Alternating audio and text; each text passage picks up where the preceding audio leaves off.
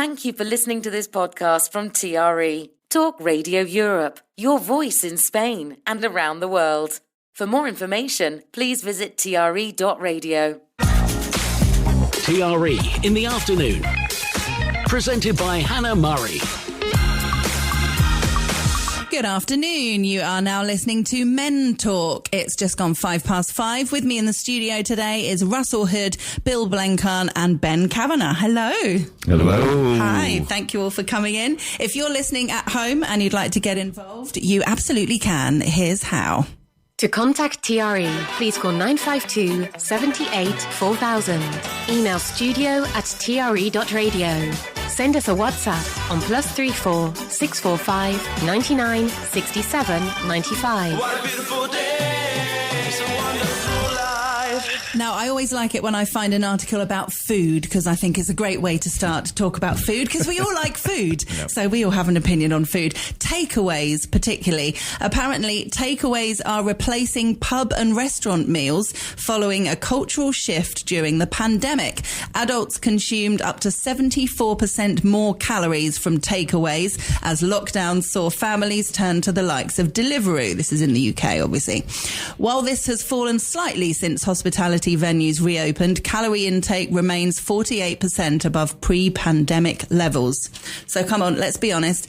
If you did more takeaways, had more takeaways in the pandemic because of obviously restaurants not being open and things like that, have your habits changed since? How kind of consistent are you with takeaways? Is it a weekly thing? Is it a monthly thing? Or just whenever you feel like it? I never used to get takeaways. No? Until after COVID pandemic. Really? I Never hardly before? ever used to get takeaways home. Wow. Like, used to go out, maybe get something, maybe go and pick something up or have a drink and then bring something home. But in terms of ordering at home, I never did it until like the last couple of years. Okay. And now I do it quite a lot. Oh, do you? So you got into a habit and you still... So it's like once or twice a month, I think, probably. Okay. Interesting. Mine, we used to get, before I got divorced, we used to get, normally on a Friday night, it would be a Indian or a Chinese night. And then since I've been divorced...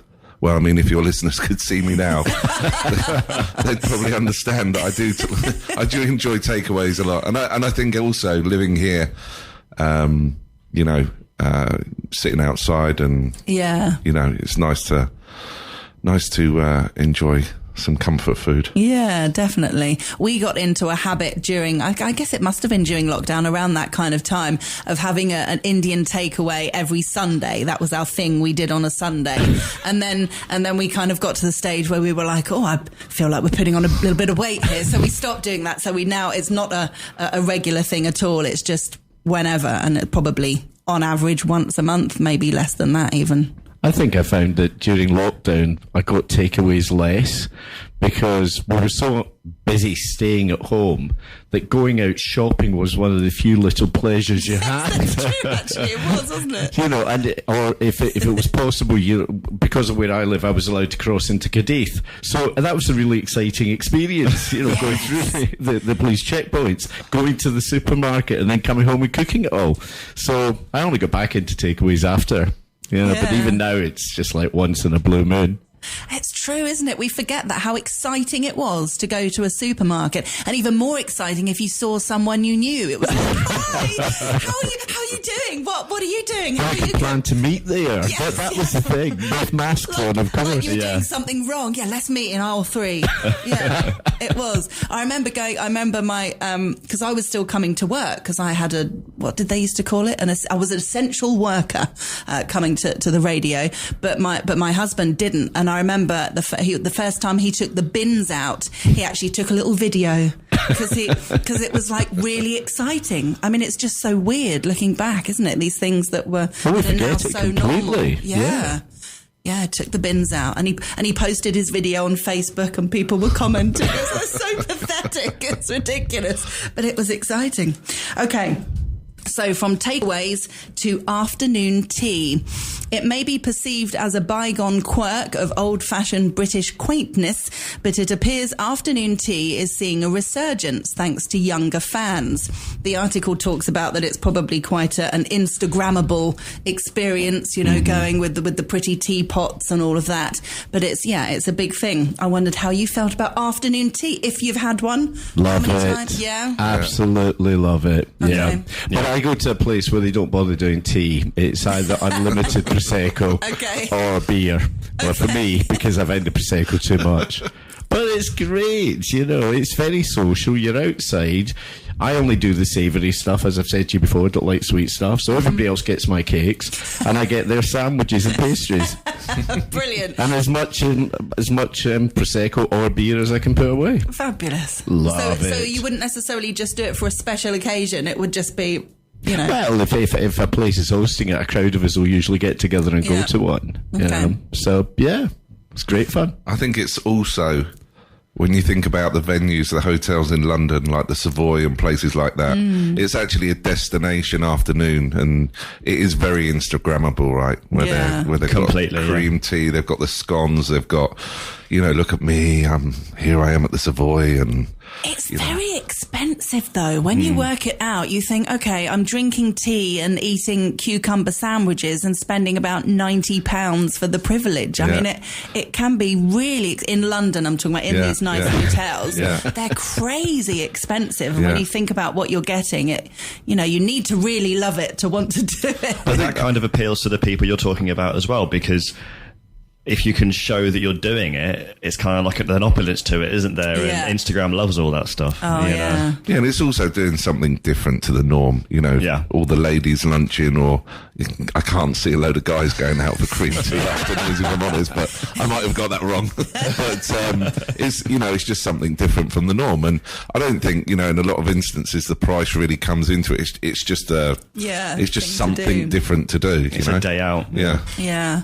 Yeah, I've done it a couple of times, and I'm not a massive fan, because I'm not into lots of bread. I wouldn't necessarily, if I was going out I don't like burgers particularly, because I don't want the bread. I'm not like You're one of them, aren't you? Yeah, I'm one of them. You go to McDonald's and say, can I have a cheeseburger with no cheese? No, I'm not one of them. Not quite that bad. But no, I don't like eating lots of bread. So the idea of having, loads of sandwiches and then a scone and then some cakes, I just feel like it just too much. I'll give you the name of a place afterwards where you can actually have lots of really good savoury stuff that's not lots of bread. Okay. Yes. Well, how do they do an afternoon tea without bread? Well, they do some sandwiches, but they do lots of pastries and things, and it's excellent, little things. I could do pastry. I mean, I just leave the scones and stuff. Yeah. But it is funny because, you're absolutely right about it being a destination thing in the UK. I remember once going to one at the Waldorf in London, and that was hysterical, but mainly because we just drank cocktails all afternoon. It is social, but it's only if you do it with a crowd of people. And you're right, you wouldn't do it with a bunch of your mates. But if you got a good mix of people, fantastic. Yeah. Very sociable. Yeah, exactly. Yeah. Something different. Yeah. Okay, we better take a break. Hannah Murray on TRE in the afternoon. Good afternoon. You are listening to Men Talk with me in the studio today, Russell Hood, Bill Blenkarn and Ben Kavanagh. We are talking about trigger warnings now. There's a couple of articles here, so I'm trigger warning before we start talking about it. So trigger warnings is only something that I've kind of heard of in the last few years, but it seems to be talked about a lot. So this is the idea... it happens sometimes on podcasts that I'm listening to, and they'll say, trigger warning, and they'll start talking about a sensitive subject. It could be a child abuse. It could be abortion. It could be anything that people listening might, suddenly get really upset about. So they'll say, trigger warning, this next piece is talking about abortion or something like that. So, people aren't going to be driving along hearing something and then suddenly get really distraught and have to pull over, all this kind of stuff. So they're talking about trigger warnings on books. They're talking about trigger warnings at the theatre. There's an author, Joanne Harris, who is the author of the book Chocolat, which was made into a film. She says that she is on board with trigger warnings and believes that they should be added to all books to make readers feel safe. So this would be like putting on, whether it's the front cover or the inside cover of a book, and I guess saying the kind of things that we're used to seeing at the beginning of TV programs. So this book may contain adult themes of sex, violence, child abuse, whatever, that kind of thing. Saying it in books, and they're also talking about doing it at the theatre more. I just wondered what your thoughts were on trigger warnings. Crazy. That's my thoughts. Honestly, all where do you stop with this? Yeah. Right? If you look at movies that go out, they go out and it says PG, 12, 18, right? It's a warning that there's content in there that could be offensive, that you could take offence to. Mm-hmm. It also pre-warns you. Well, what do? You're reading a book and then it says all of a sudden, trigger warning, the next paragraph might upset you. Come on. You know? Come on, people. I think it's on the cover. I think on the cover. I think, But what I'm saying is, when will they go to the? We've got to protect people's, their mental health and things like that, and so we've got to make sure we give them enough warning that something like that. I'm not a good one to talk about this because I really feel it's they've got to stop. I'm with Bill on this one because I actually read something quite recently that was discussing the term triggered to be triggered, and years ago it was reserved for like extreme psychological cases where people have PTSD, trauma, shell-shocked people who've had real difficult things happen to them. And it was reserved for a very serious psychological analysis. Rather than just something that might upset you or something that might cause you to think things you didn't want to think. And it's like you said, it's like, where do you reduce it down to such a thing that it gets thrown around willy-nilly, I guess is the word. And something that I think it can be kind of useful for is when we're talking about young adult books. And I came across this recently because I was looking for a book to buy for my goddaughter, who is 13, and she's quite a grown-up 13, and she loves reading. And I was looking at various young adult books that are in the bestseller charts, and there was one that's been doing really, really well, and I was reading reviews and people were saying it was amazing, so I bought it. And then having bought it, I then suddenly came across all these other reviews that were talking about the explicit sex that was happening in the book. Mm-hmm. And I panicked and thought, oh God, this sounds way too adult for this 13-year-old, and quickly got in touch with her mum and said, oh, I hope this is okay. I'm really sorry. I didn't realise. And anyway, it was all fine. But young adult is such a loose term when it comes to books. I wonder how many parents kind of, research before buying books for their kids to make sure that they're okay about the content that's in it. So I kind of think, I don't know if that's the same as trigger warnings, but I think it would be good to understand a little bit more of the content of books when you're buying it for anyone under 18. So I think one of the key things is that there are so many reviews on everything these days. There is no excuse for going into a film, a book, a TV series or anything without some idea of the content. Exactly. We can find it all on the internet. Exactly. So if you're going to go into the theatre and need to be told what the premise of the play is about, are you really that daft? You've just spent X amount of money on a ticket for a show you know nothing about? I don't think that's going to happen. No. But then I think there are some that are legitimate, like the ones at the beginning of programs and films. The one about contains flashing images. It could provoke an epileptic fit. Yeah. But the most ridiculous one I saw within the last couple of weeks was contains depictions of nicotine use. I mean, come on. That's just... Oh, no, somebody's going to light a cigarette. All these reformed smokers are suddenly going to go mad. That's so ridiculous. Bonkers. You're going to be shocked at real life. Yeah. Oh, I also think you've got to look at, when you talk about the books and talk about, I've got a 17-year-old daughter in it, and anyway. There's obviously a story there. No. Just the father, being a father. But I'm 47, when I was first taught about sex education at school when I was 15, right? That's when the birds and the bees, they showed you the video of all of that. What age do they teach them now? It's very, very young. Really? Very young, yeah. So you've also then got to look at, the movies, the books and things like that. They understand what sex is. Yeah. So they understand. And also, let's face it, again, I'm 47. These guys are obviously younger than me, as are you, Hannah. But if you think back to TV when we were younger, their sort of age, you never really saw much in terms of sex on TV, or even in the soaps, EastEnders, Coronation. Yeah. It's all they get to a very risque point in some of these things. So I think, as you say, the trigger in, I would say that good trigger points would be on movies is if it's an actual documentary about a live incident. So, for example, the Twin Towers. Yeah.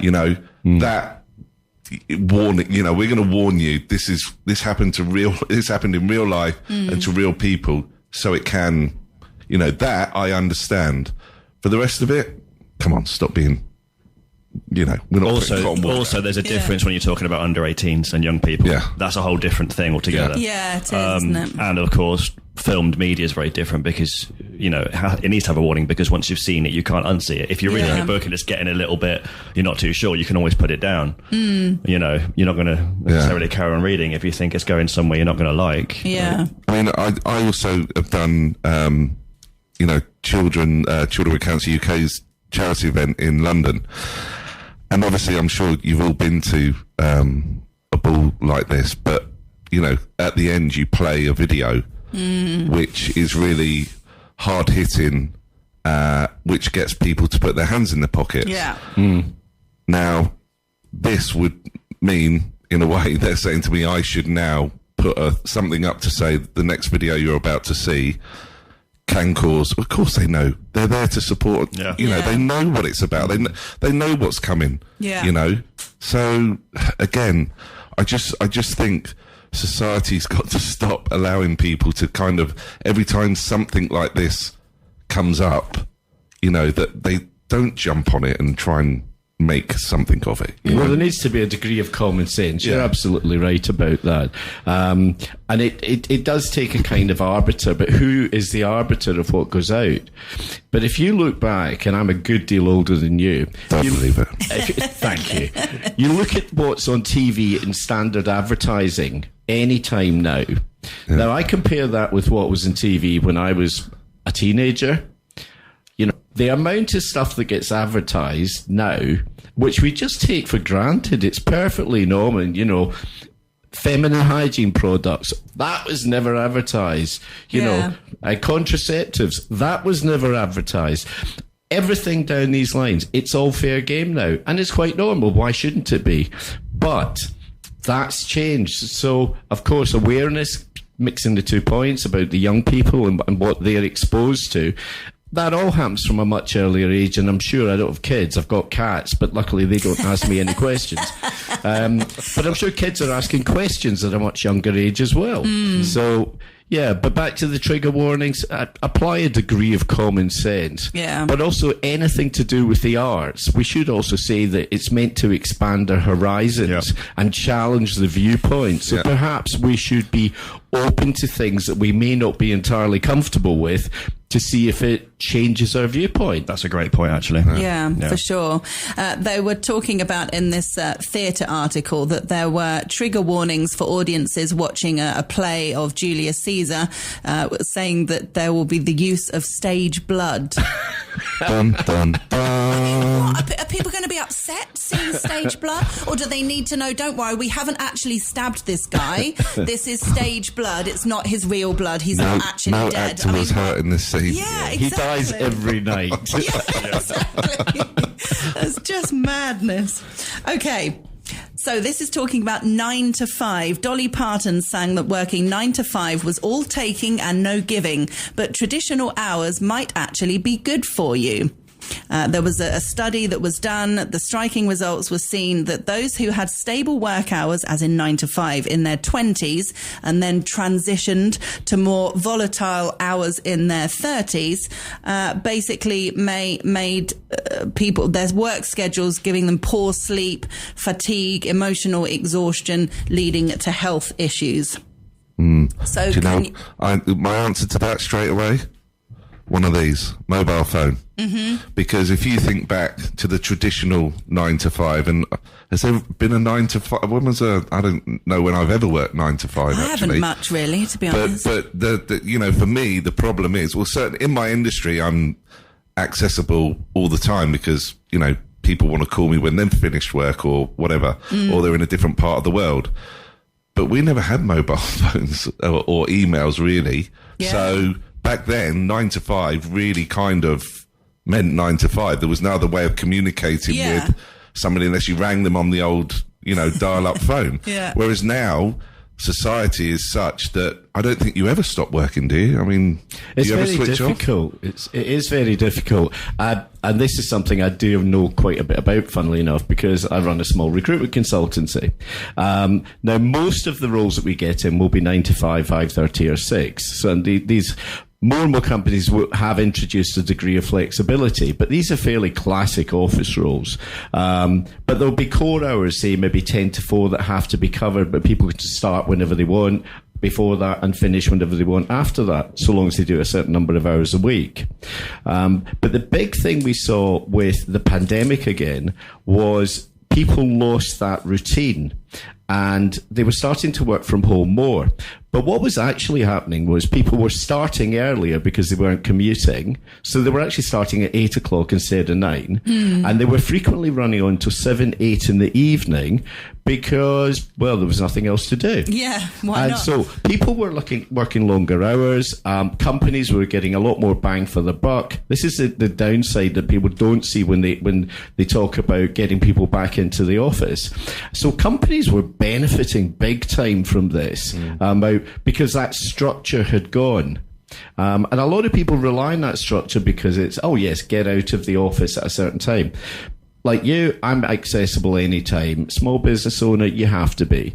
But for an awful lot of people, having that structure allows them to move their days around it. The big question we now have are all these studies about the 4-day week. Now, I've heard pros and cons. Some places love it. Some places absolutely hate it, but I think it depends on the industry. I mean, industries like these, obviously it's not going to happen, but there are ones where it could be very successful.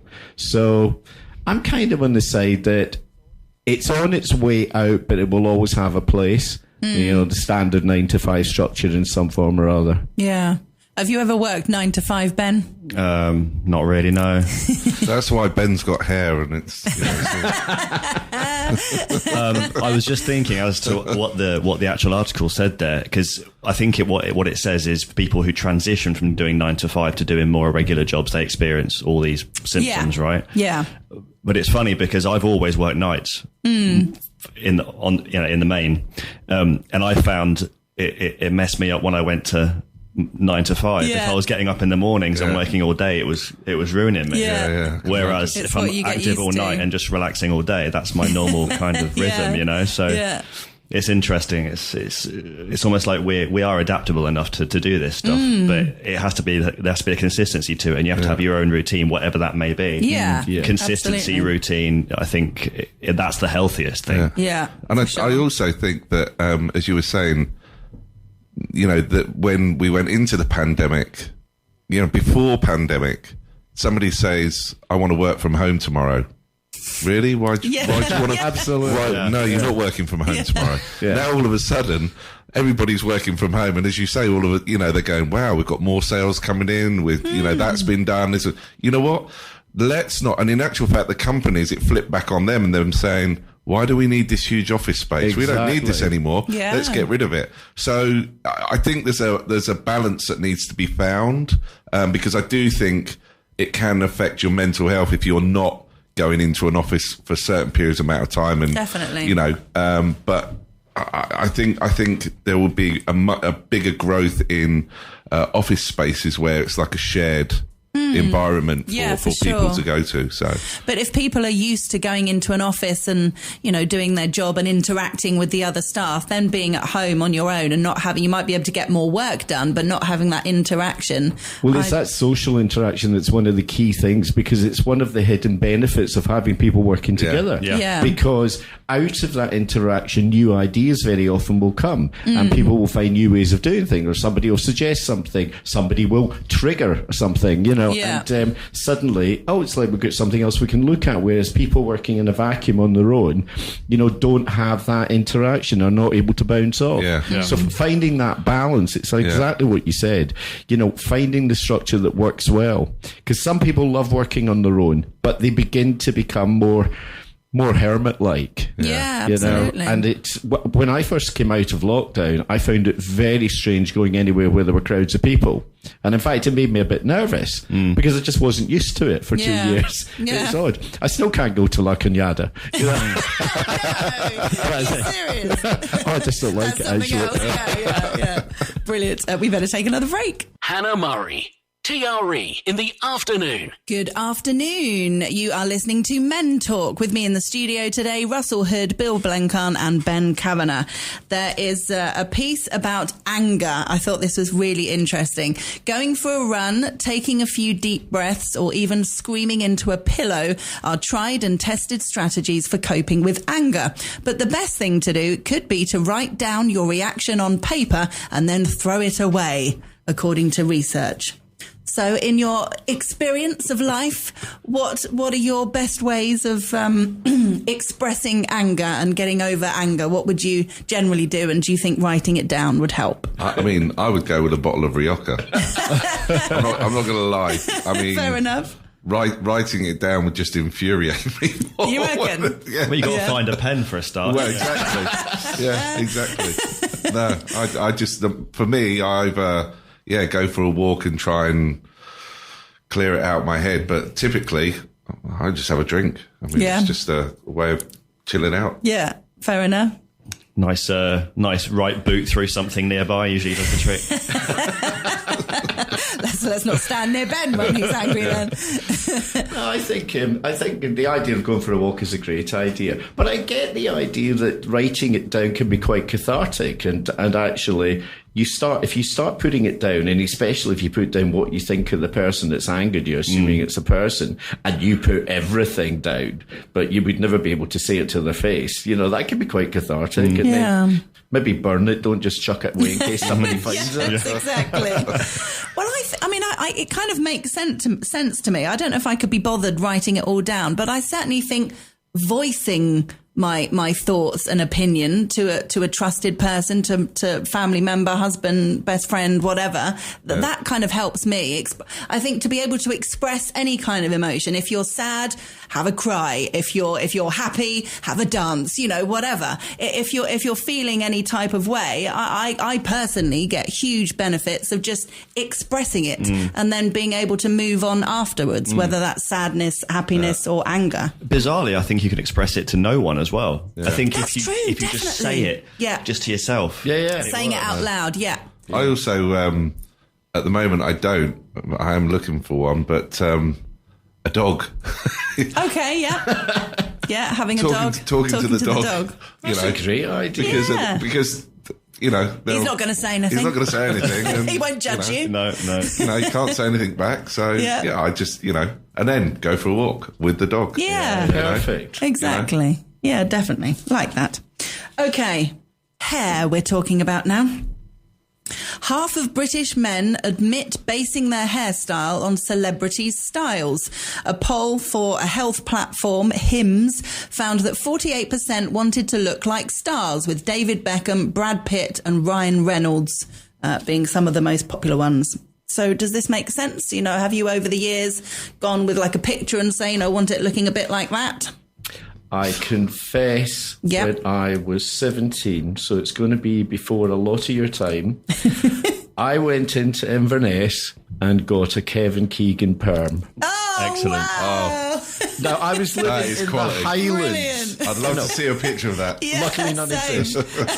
But I was living in the Highlands and I was at school with where all the other guys were getting a haircut with a bowl at the kitchen table in the farmhouse. Oh, God, yeah. And I was walking about with a perm.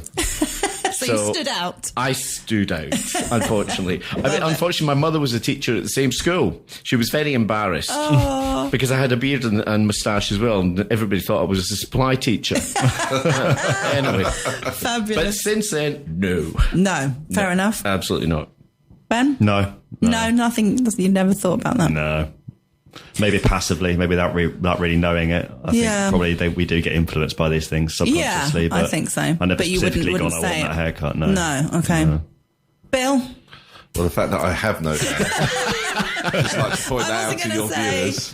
My hair went a long time ago. No, even when I had hair, that wasn't something that I would... No. No.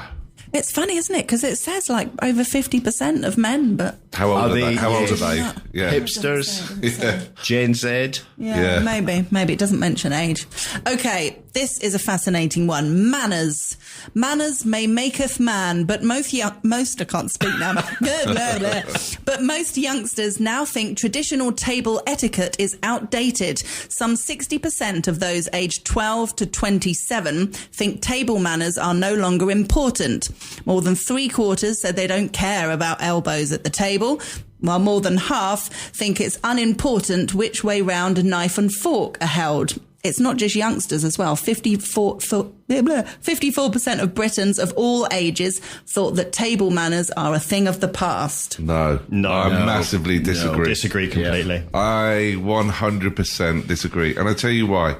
My daughter hates roast dinners, right? But when I was married, maybe that's partly the reason why I got divorced, but anyway, one of the things I always insisted on a Sunday was that we sat down, no mobile phones, Nice. none of that, and you talk. Yeah. Right? It's an hour and a half, 2 hours, and it's just you talk.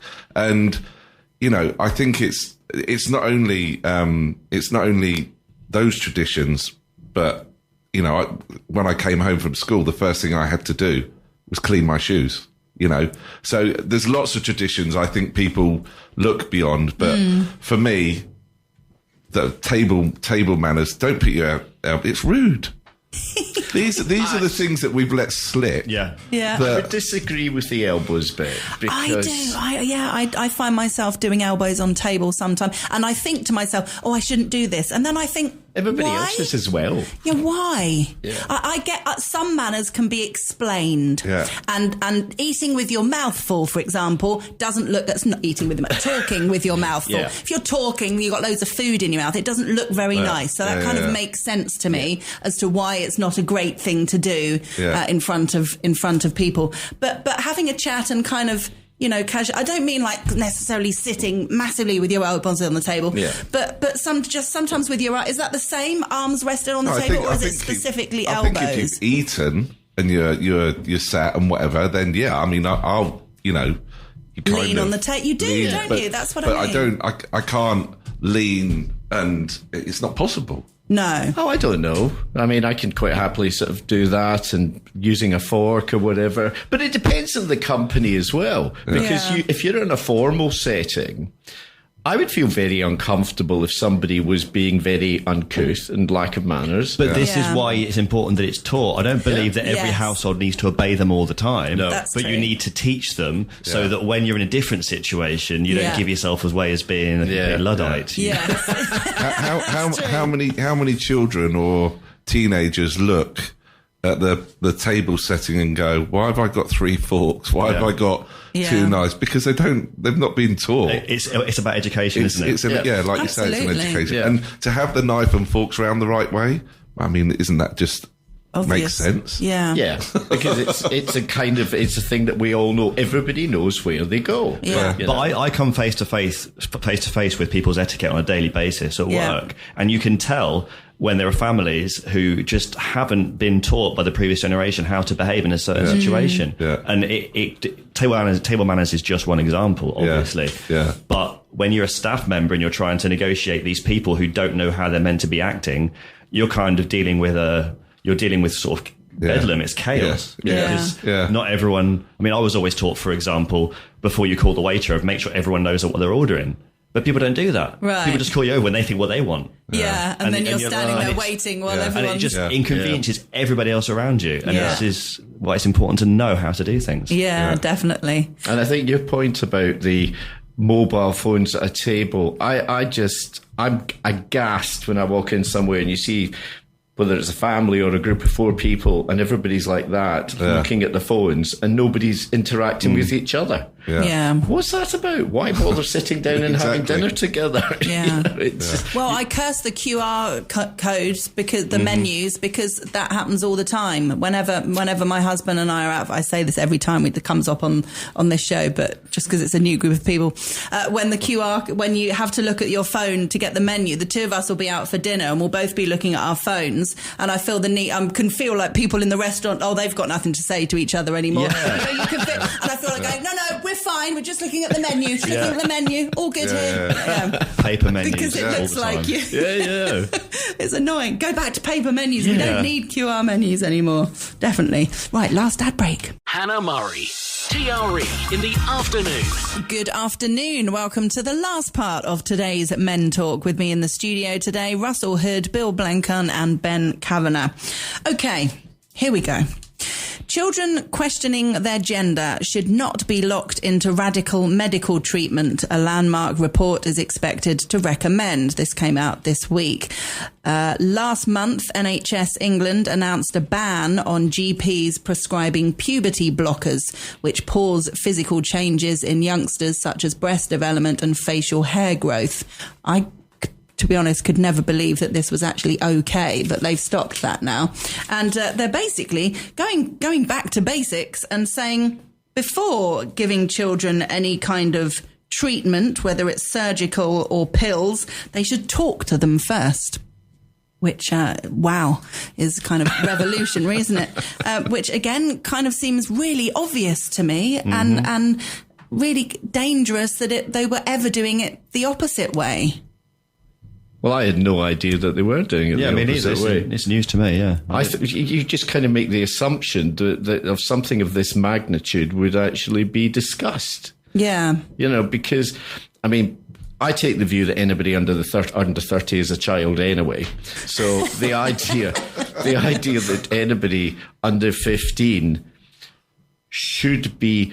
Yes, they should be questioning if they're feeling things are not right, but should they be making fundamental changes to their life at that point without all the information and without perhaps a level of maturity? I don't know. Maybe I'm on dangerous ground here.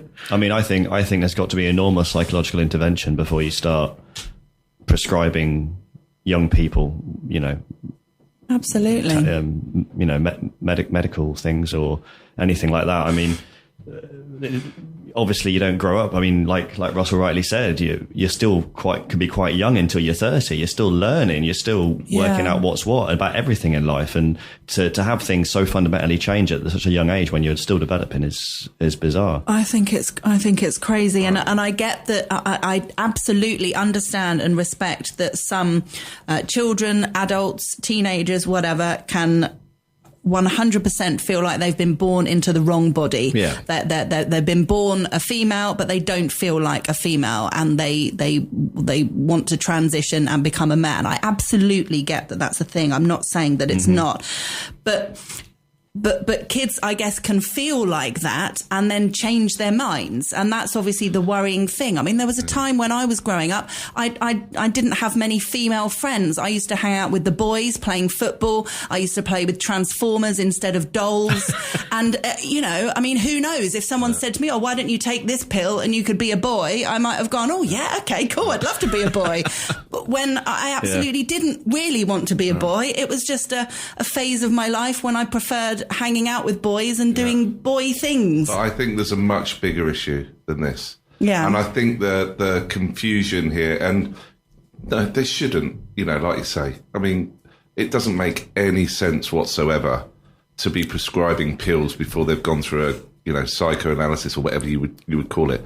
But the problem in this day and age is that in schools at a very young age, they are teaching children that it's right and it's fine if they want to be a boy or a girl or gender neutral or a cucumber or whatever they want to identify themselves as. And that will have a knock-on effect as they grow up, because the confusion. So what you're saying, you know, that maybe they go through that process and then all of a sudden they feel, what have I done? You know, that mentally, medically could be irreversible to a certain extent, but also mentally, you know, damage, you know, children. I have a couple of friends who their children have gone through it, and, you know, as parents, they've really struggled to deal with it, but they've been as supportive as possible. And I think when you talk to them and they've really talked through everything, but they're not going through medical processes at the moment. No. They're saying dress as you want to dress, have a haircut as you want to have a haircut. If you want to play football, do that. If you want to play rugby, we'll find those avenues. But until such point where you really know 100% as an adult that you want to make that move, you know, just hold off. I think in many ways it's almost this like instant gratification culture spreading into very serious things, because it's like, I want it now. I want to be a boy, I want to be a girl now. It's like, because we're used to that life where you can just get things whenever you want. Wait until you're in your like early 20s or something and then make a decision when you've had a long time to think about it and you've experienced different parts of your life and different life at a slightly different age. Thankfully, you can't just go to Turkey and get it done. No, yes. Absolutely. You know, otherwise people would. Could you imagine how scary that would be if you can, you know, they'd start advertising that? Well, it's only a matter of time, surely. Yeah, but I think the key thing, the key point for me that I think you both made is that any child going through anything, whether it's gender, sexuality, whatever, they should be totally supported. But as you say, not encouraged or enabled to make serious physical changes that will affect the rest of their life until they've done it for a length of time and they've gone through, and it becomes an informed decision. And dare I say it, there is an awful lot of fashion about the subject at the moment. And let's face it, a lot of kids are very easily influenced. So there is this, and people flirt with all sorts of fashions, but they aren't fundamentally life-changing, whereas this is.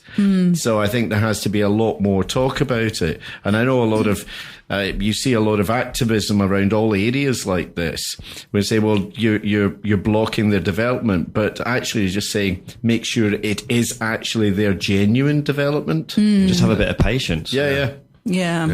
I mean, it must be, listen, it must be really, really tough if, you know, if there are kids that do feel this way. I say if, I know there are, that do feel like they want to transition and they're really miserable and feel just completely unhappy in their own skin, and they do want to make that change. It must be really, really hard for the kids and for the parents going through that. It's, you know, it's easy for us to kind of go, you know, be patient, wait till you're in your early 20s or whatever. I do agree that that's what they should do, but it must be very difficult for everyone involved if they are feeling a certain way for a certain length of time. But where at what age? And again, I'm too old now to remember this. But at what sort of age do you stop? Does your body stop developing into either, you know, from a child, teenager to an adult? What is it, 16? I think it's 21, actually. Was it 21? Yeah. So your body is still developing constantly. So again, to start playing around with, you know, because you are playing around with emotions, the brain, everything. Yeah. Look, as I say, if it's really bad and they're really in a state, then I understand that you can go to certain levels to start that process, so long as they've got the right support in place, and it's being done for the right reasons. But otherwise, you know, wait till your body is, you can, listen, if I want to be a woman, I could go and dress up, right, and go out, shave, you know, whatever, and go out on Friday night as a woman, you know, if I wanted to. If I really felt that then I wanted to become a woman, and it meant a lot to me, then I could transition and have and surgery and what have you. So I don't think it's any different really for the younger. The problem that they have is the pressure from other teenagers that maybe, you know, laugh at them, make them feel, you know, that it's bad. And that's where it becomes hard. Yeah. You know, that is a very challenging thing to handle. And I think, that if that part of it could be alleviated, I think a lot of younger people would back off from making that instant I want this now. Yeah. Moving on from this, but a similar kind of subject with a really shocking headline. We went to see our daughter get a school prize and it was handed to a boy called Tommy. These are parents talking about their 14-year-old daughter who, unbelievably, that she left home to go to school as this 14-year-old daughter, looking like a girl. But then when they went to see her at school, her appearance was completely different, and the parents realised that she was asking to be addressed as Tommy at school and was a boy at school, and the teachers knew that and were okay about that, and the parents had no idea. I find that unbelievable. I'd question the school for starters. Why would they not be checking in with the parents that is this, you understand that this is going on? Yeah, exactly. That should be so obvious, shouldn't it? And also the parents, I'd be questioning. Yeah. I'm sorry, you live in the same house as this person. Yeah. How can you not be aware of what's going on? And other than, is there a massive degree of deception going on? And as you say, the school should have just said, is this with your blessing and support, one would have thought. Yeah. Because schools are in loco parentis while people are at school. Exactly. If kids are misbehaving, the parents tell the teachers tell the parents. Yeah. What about the school parents' evening? Well, yeah, exactly. Hi, we're here to see. We're talking about Tommy. Yeah. Tommy. No, we're here to talk about Jen. Yeah, exactly. Did they ever go to the parents' evenings? Exactly. It's just bizarre, isn't it? How it's. There's an awful lot of of questions about that story that require answering. Yes. But what a shame that the girl didn't feel that she was able to go to her parents about it in the first place. Yeah. And this just goes back to what we said about having the correct support in the first place. Yeah, she feels more comfortable at school than she does with her parents, and that's really sad. Yeah. We are coming to the end of the show. We have 1 minute 30 left. I'm not sure that's long enough to tackle another subject. So we shall say thank you very much for coming in today. Thank you to Russell. Have a good weekend. Thank you to Bill. Thank you. Have a good weekend. And thank you to Ben. Have a good weekend. And coming up is the news at the top of the hour at 6 o'clock, international headline news, followed by Howard Brereton with Spain Today. So make sure you don't miss that. I'm saying have a good weekend. I know it's only Thursday, but I don't work Fridays. So everyone's thinking weekend. It's only Thursday. She's got the day wrong. No, I haven't. My weekend starts in a few minutes' time. So that's why I said it. So have a good one, and I will be back. My phone. How do I get my watch to stop talking to me? I need to change that. My watch keeps. For the next show. Yeah. Well, maybe you can show me in a second. My watch keeps talking to me. It's really inappropriate. I need to shut her up. So yes, I will be back on Monday at 4 o'clock with TRE in the afternoon. Can I tell you who I've got on Monday? Well, Mark will be with us, obviously, talking about all the sport. He's on at 5:35. I can get this to work. I've got 20 seconds. Yeah. Oh, I've got Neil back in. Neil will be with us from Funeral Care Spain. I say all like it's really exciting talking about funerals, but he knows his stuff, definitely. So we're always really worth listening to him and answering any questions that you have about funerals in Spain, because there's a lot of misinformation out there. So don't miss that. Have a good one. You've been listening to a TRE production. If you've enjoyed this programme, there'll be another episode waiting for you next week, right here on this platform, where you can also access our extensive back catalogue of shows and interviews. For more information on our live programming, social media channels and apps, and how to contact Talk Radio Europe, please visit tre.radio.